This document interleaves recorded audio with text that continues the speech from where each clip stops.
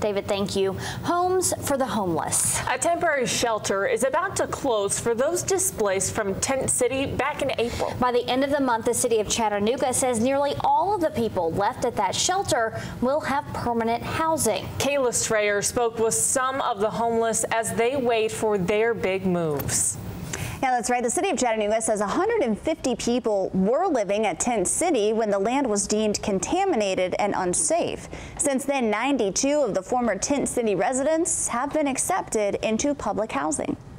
This is what Tent City looked like a few months ago. I had a tent there when there wasn't 100 tents out there. Today, the tents are gone. It's been empty since the city decided it wasn't safe for people to live here. I thought it was gonna be my home. Some of Tent City's former residents have been staying here at the Salvation Army's overnight shelter. I had to be in here by 7 o'clock the latest. A Chattanooga police officer patrols this area at night. From April 23rd to the end of this month, the city will have paid nearly $50,000 for the temporary emergency shelter. I think the city's doing a real good job.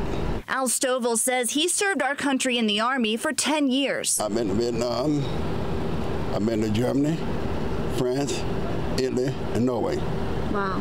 And China. He ended up homeless after his house caught fire, but soon he'll be transitioning from the shelter into a group home. It's nice. We certainly have been celebrating as each of them get their keys to their apartment. What a wonderful celebration that is. What do you want people to know about being homeless in Chattanooga? How easy it is to get there. Like I said, I had everything. And right now, about 18 people stay at that temporary shelter every night. The city says when it closes June 30th, most of those people left will have a choice to either transition to public housing or stay at the Chattanooga Rescue Mission. Allie. Kayla, thanks. The city says it gave people staying at Tent City priority on the public housing waiting list. And on top of the temporary housing, the Salvation Army is offering a day shelter for people to get out of the heat. It opens at 1 every day, but hours will be extended if needed. Kimberly George says they've been getting hundreds of calls from people asking for help in this hot weather.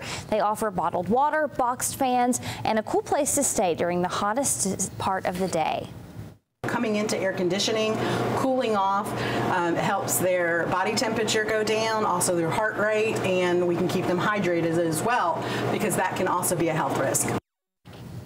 The Salvation Army is in need of bottled water and new boxed fans to hand out to those in need. Donations can be dropped off at the Salvation Army's downtown location on McCall.